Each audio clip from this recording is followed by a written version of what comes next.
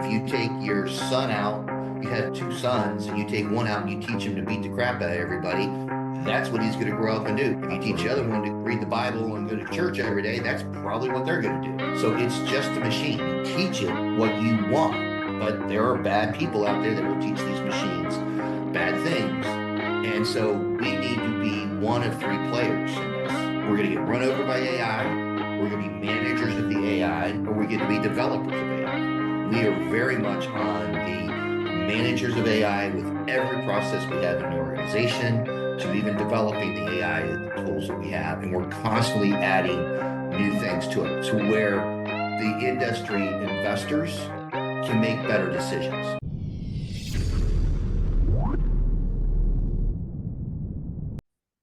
Today on our podcast, we have two special guests, Donald and Doug, the CEO of Vendita. Doug and Donald, tell us more about yourself, and thank you again for jumping in. I'm Doug Sullinger. I have been in the technology industry for 30 plus years. I go all the way back to the Y2K stuff that most people don't even remember, to to a lot of radical changes in the overall industry, to the cloud, the change to everybody moving to a cloud and SaaS models, to now what AI is doing. Several years ago, I got into the commercial real estate space and realized it is 20 years behind in the utilization of technology. Most people have been doing this the same way forever. We have now developed what I consider a disruptive technology for the commercial real estate business. Okay. So turn it over to Don. And I'm Donald Powell. I'm a broker, commercial real estate broker, and serial entrepreneur. You met Doug. I don't have much tech experience, but met Doug back probably 2023. I was at a tech company out of Silicon Valley called Lyft when we met, and we hit it off after meeting. I could tell he was an entrepreneur and a go-getter, and we've been getting after it ever since. So how about Vendita? What is the company all about? We can start off from the origin of its name. Vendita is selling in Italian, right? So we look at applying the sales skills, whether I was brokering software to building a SaaS product, and then ultimately sold that. And now we are in commercial real estate. So we have a brokerage group here. We have several brokers that we have on staff. We have a property management company. We do development as well. We have multifamily workforce housing projects we're working on. We are also doing some land development. And all of these things take a component of selling and negotiations every day. This is something we're constantly doing.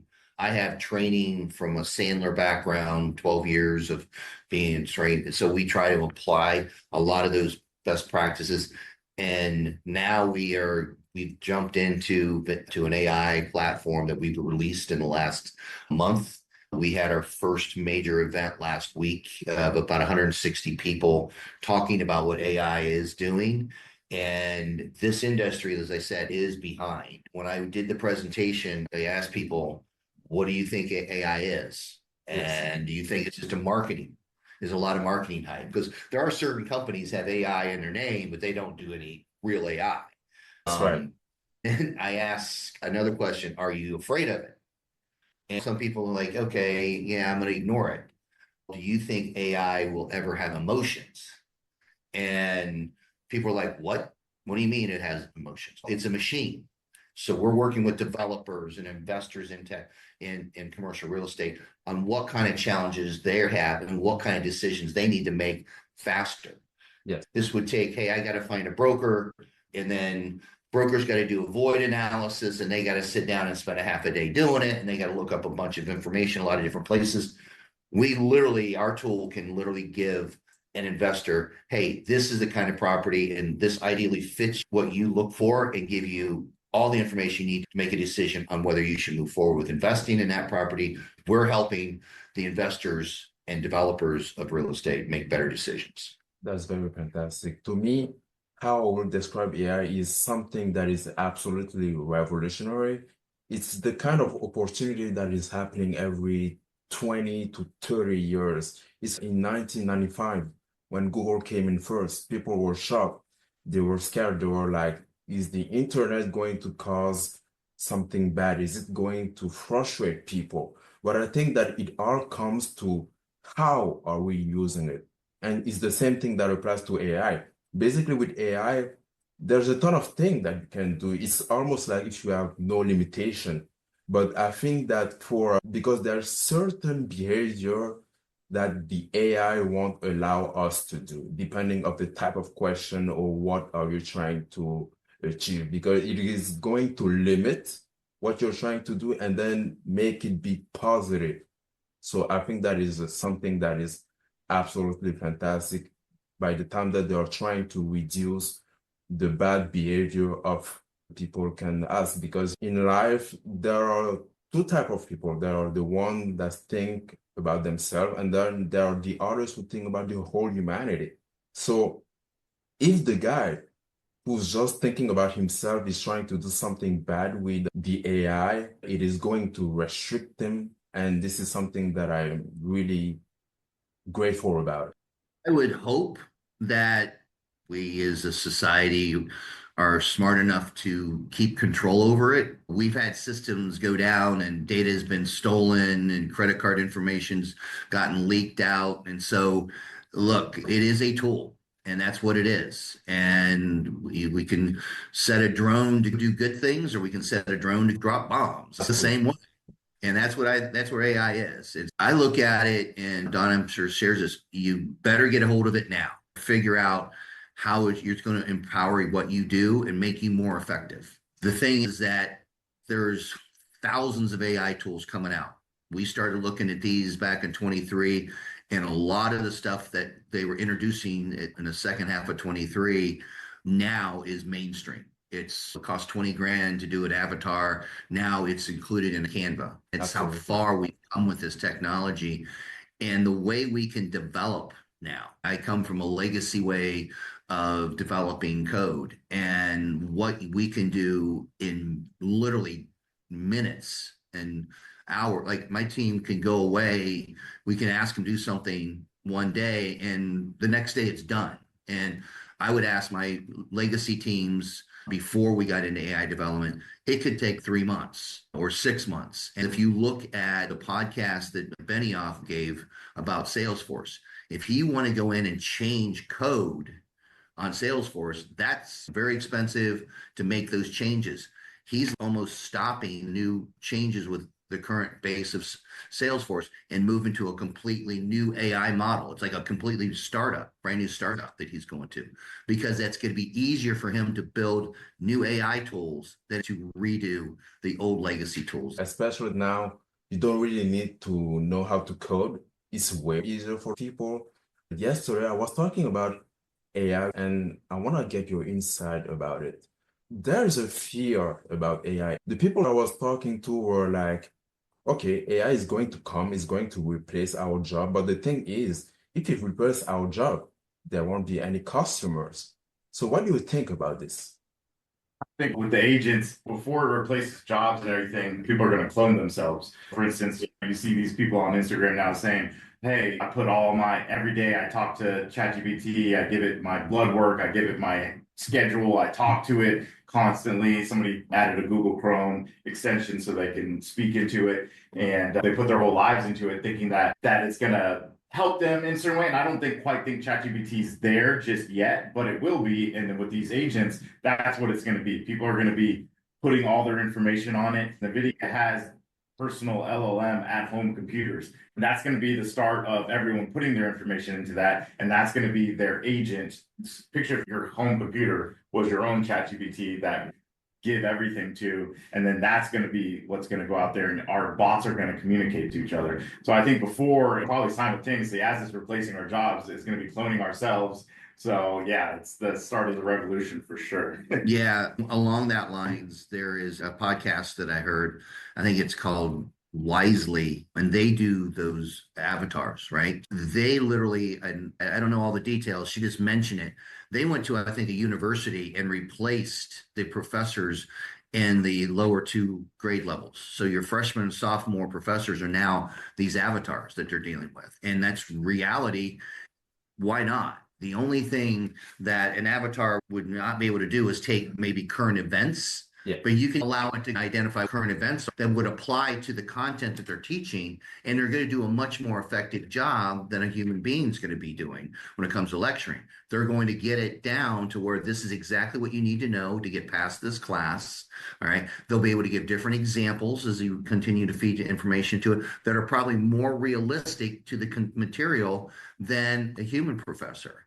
And I've spent time with professors, and when they get a doctorate, they're trying to get grants and find something that they're trying to solve, right? I think AI is going to really change that industry a great deal.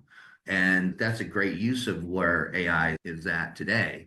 And so, yeah, there's a use for those bots where you can clone yourself in places that you don't need to be in, Absolutely. like customer support stuff.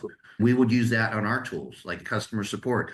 We have most of the questions out there, and we're even looking at adding training on the commercial real estate business.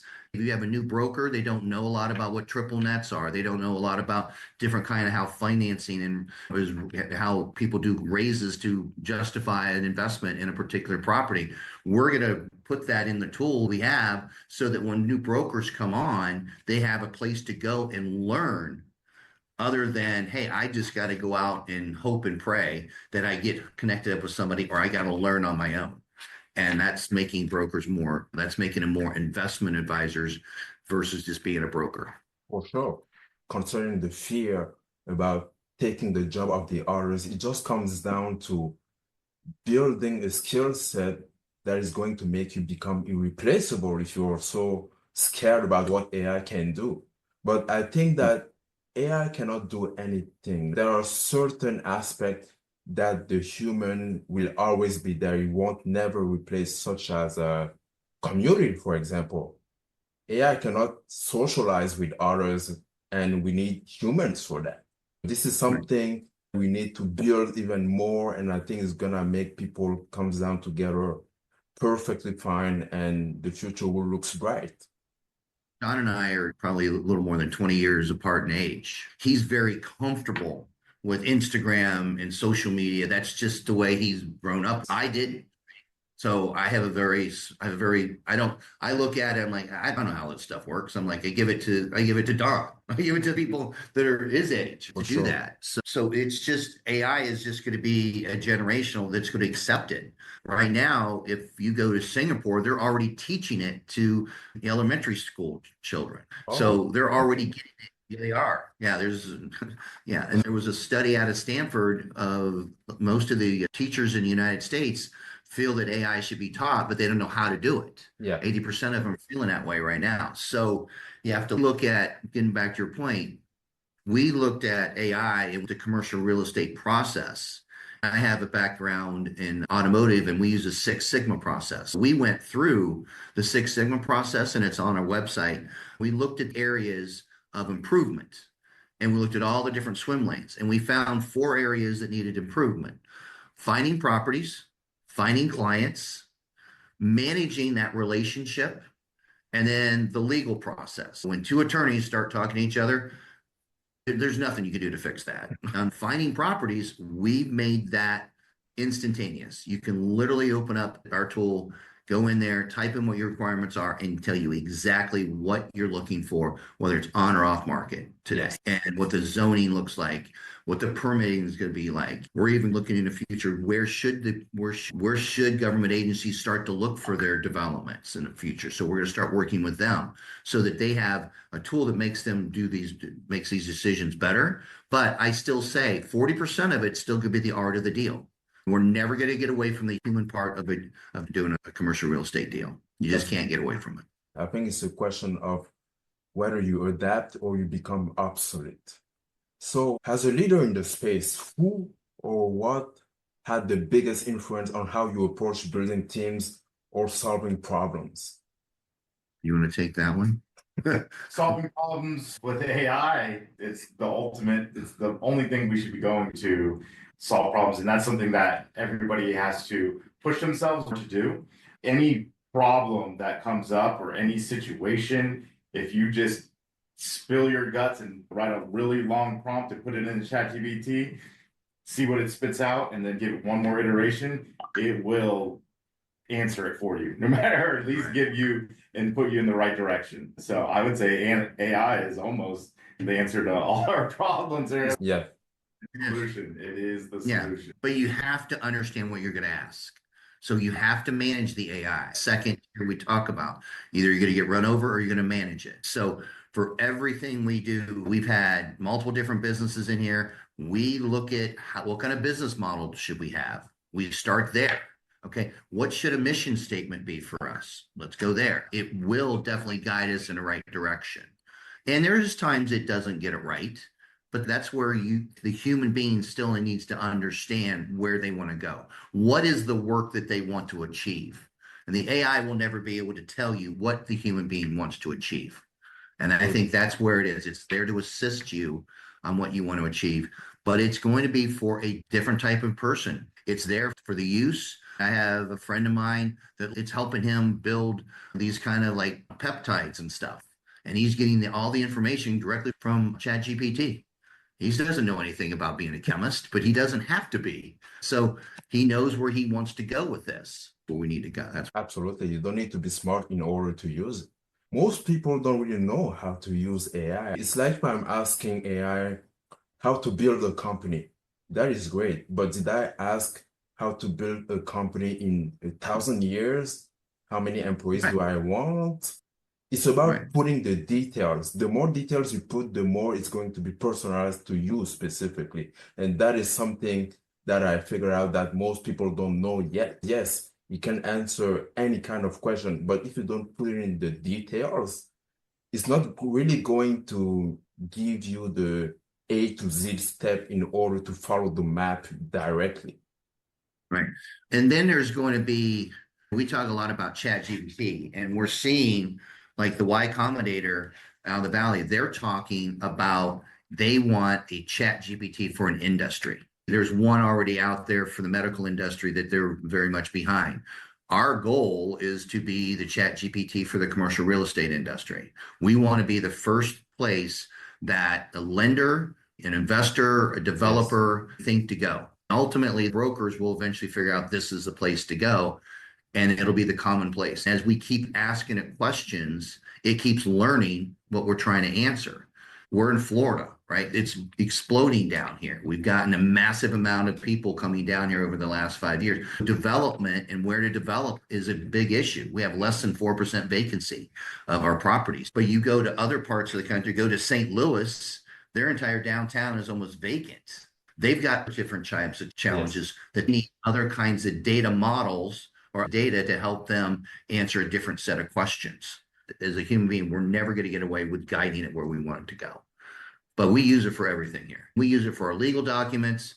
Our accountants use it, Excel spreadsheets. We use it for absolutely every part of our business. I absolutely understand that. That is fantastic, by the way. And concerning the industry trends, what do you think that was trend that everyone is talking about, but very few companies are actually ready for? I was listening to the Sequoia stuff.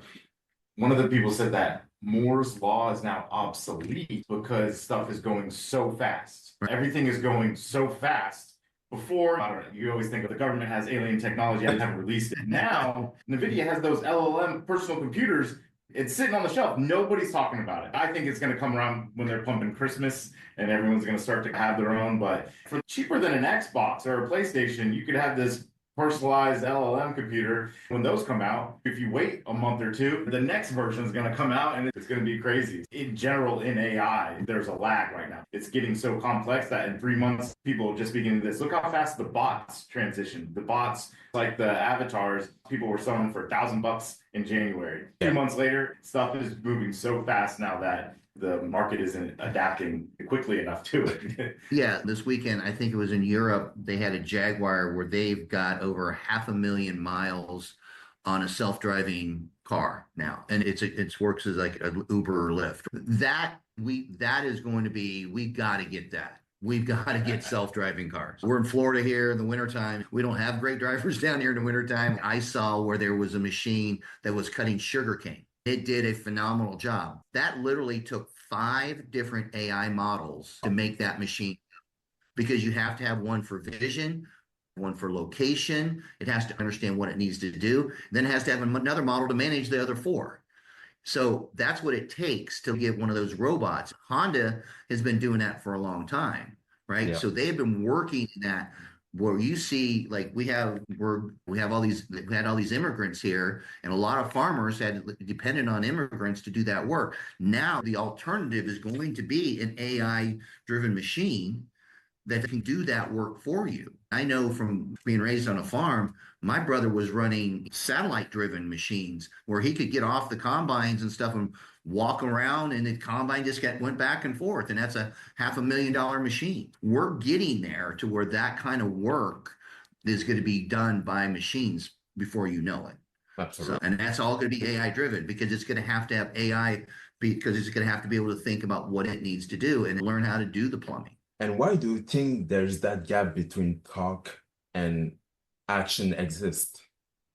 We saw another thing where the adoption of technology used to be held up by how many people had access to the internet. If you think about how cloud computing came here, a lot of like Don at his age, he lives on the internet to find everything out. 60-70% of what he learns, he's already researched it before he ever talks to a sales rep or anything about what he's looking for. So that I think is going to continue to even be higher numbers as we move forward, because now everybody has access to the internet. So now we don't have anything blocking us to be able to get to people and talk about what AI can do for them. And I think that is a big trend. So it's like right now AI is got an open runway to find any problem that we as developers can find and fix it. And how would you say that AI is shifting your competitive edge over other companies who are using it as well? I'll tell you the reason we did this.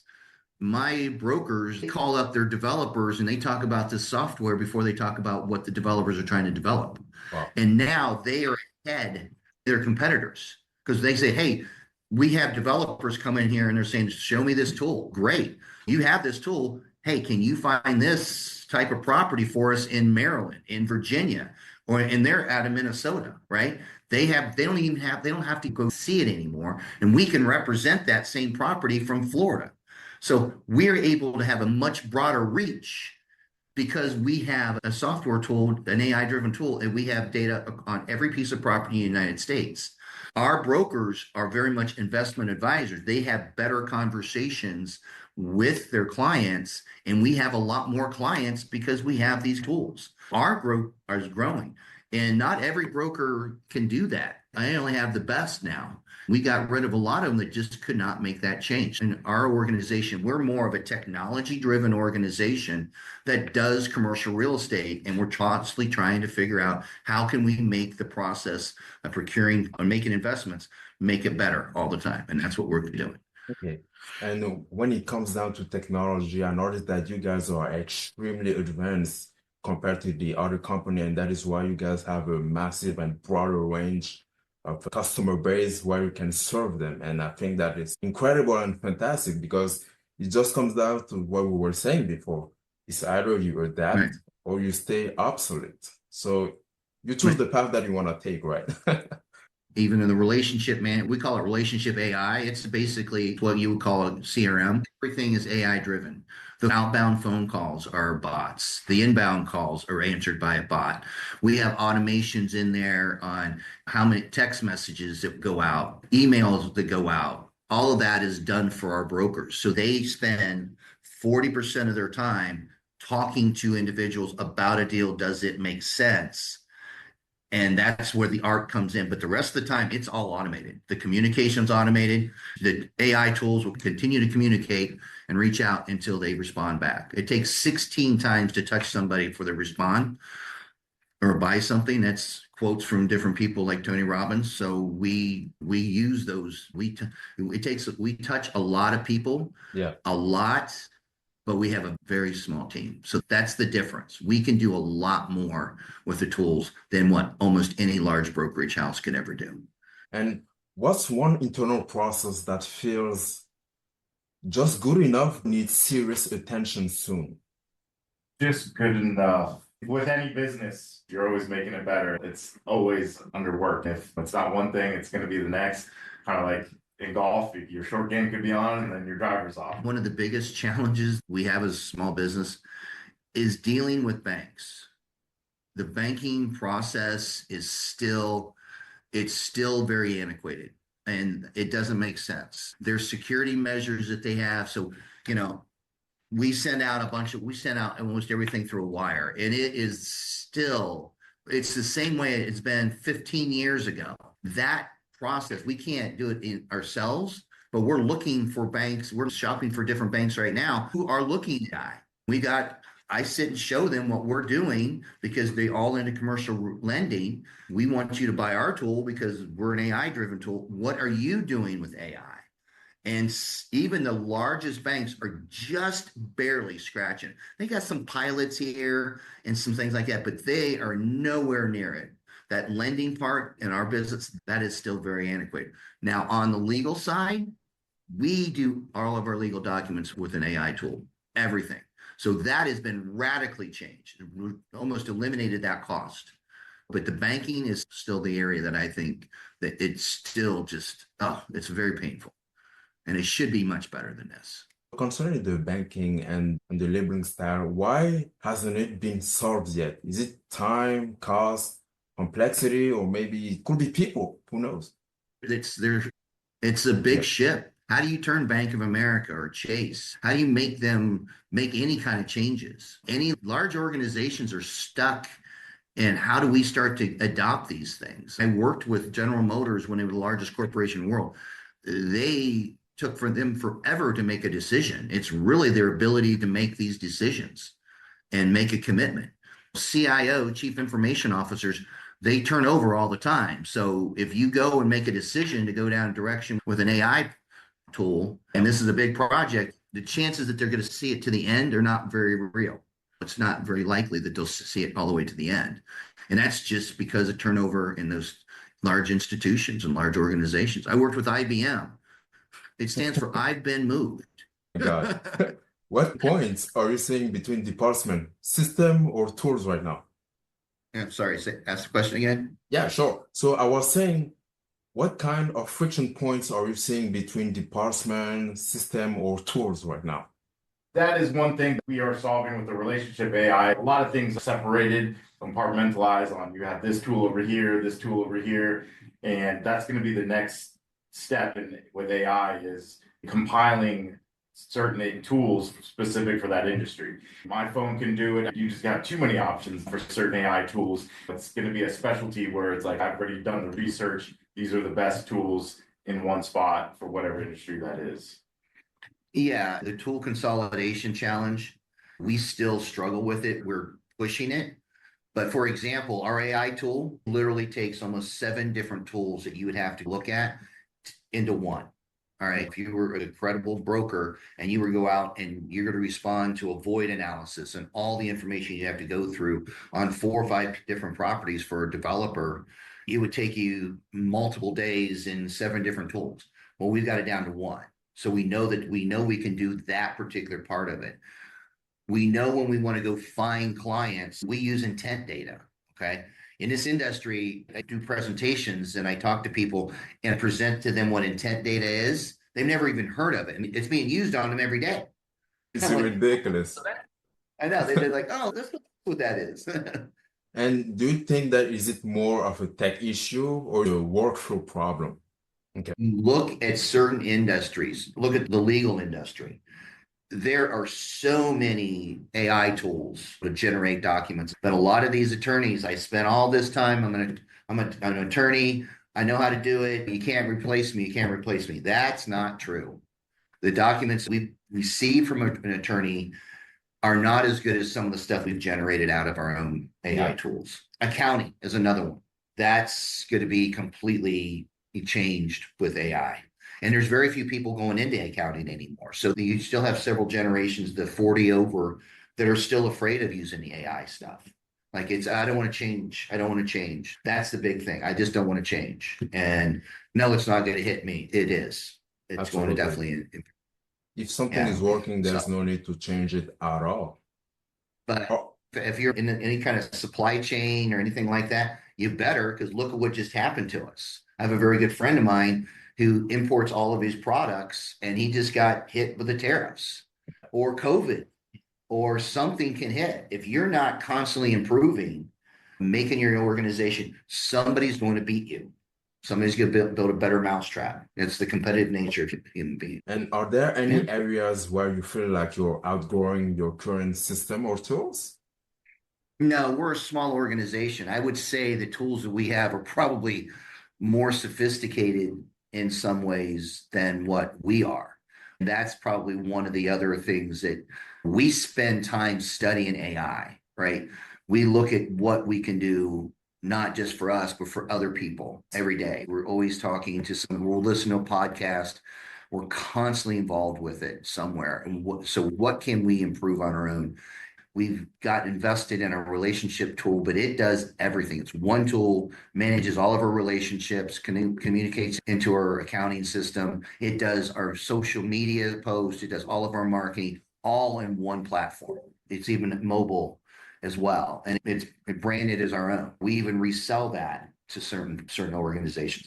Those tools, in some cases, are too sophisticated for some of the buyers we're talking to. They're just not ready for it. And that would be the one thing that we see out there in this particular industry. Do you see those tools becoming a bigger issue in the next 6 to 12 months if left unchecked? I think that every tool that manages relationships is going to be AI driven. And if it's not today, we will have an AI layer on it. Almost any kind of interaction with a large organization in the next 12 to 24 months will have an AI component to it. You'll go through a person that will be much better at answering your questions, and quite frankly, maybe better at answering your questions than a human being would be. So my final question, the one that has been waiting for so long. What do you guys think the big vision you're working towards over the next 3 to 5 years? I think AI moves way too fast for 3 to 5 years. We have a big, hairy, audacious goal. We want to make our platform the chat GPT for the commercial real estate industry. That's what we want to do. We got people starting to adopt it now. We'll have to get to 2,000 and then to 50,000. And then when you get to that size, you're getting critical mass. It becomes a standard in the industry. That's what we're looking to do. We want to constantly be looking at the problems that need to be solved, not just what AI does, but what problems can it solve. That's what we want to do. The people in industry that we support and then we serve, we don't want them to have to figure out what AI is. We want to be able to deliver them the AI that makes their jobs better. And that's what we want to be, is that trusted advisor to them for what their AI needs in this industry. What will need to change internally for that actually to happen? It's really just the adoption. Right now, every time we talk to a new user, we learn something more that we could add to it. But I'm also concerned we don't want to make it so big that the common person can't use it, right? Yes. So there's that balance. We have to make sure that it's very usable and very simple, and it is today.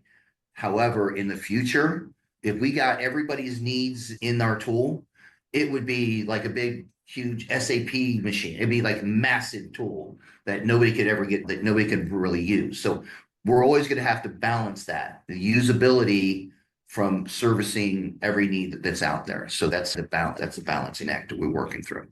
So that's the way it is. That is awesome. You guys' perspective really stuck up with me, and I will really enjoy continuing this conversation on a follow-up call. I've been mapping how automation might release some of the common friction pointers leaders for like you that you're facing, and I would love to get your takes on a few ideas during a follow-up call if you're interested. Sounds good. That's awesome. We are already at the end. I thank both of you for being really here. It has been amazing, a very fun conversational. And I thank you again for what the insight you have been providing for. Great. So where do you go with it now? We can put you in touch with Seth, our marketing person. He can let you have access to all of our LinkedIn and all that kind of stuff. Sure. I'm going to give you an email and you can give me his contact, and then we're going to stay in touch. That'd be great. Yeah, because we plan on doing a lot of these. We've got a number of these out there, and we enjoy doing this. We got invited yesterday to do another podcast. Yeah. We feel this is the best way to get our message out. Absolutely. So, Absolutely. Especially for the people who doesn't really know about AI and are late. I know. Great. Awesome. I'm gonna let you guys here, and thanks again for coming in. Have a nice day. Great. Thank you. Bye. Take care. Bye-bye. See ya.